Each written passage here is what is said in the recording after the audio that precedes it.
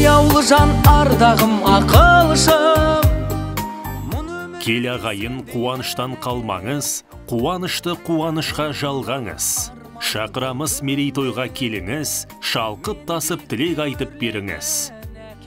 Құрметті ағайын туыс, құда жекжа дос жарандар, нағашы жиен, сыныптастар, курстастар.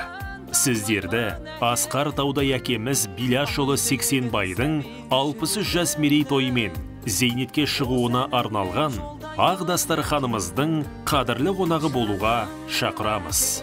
Той 2022 жылдың 8 мамыр күні сағат 13:00-де басталады. Мекен жайымыз Көкшетау қаласы, Ақмол мейрамханасы. Той иелері, балалары. Сіздерді асыға күтеміз.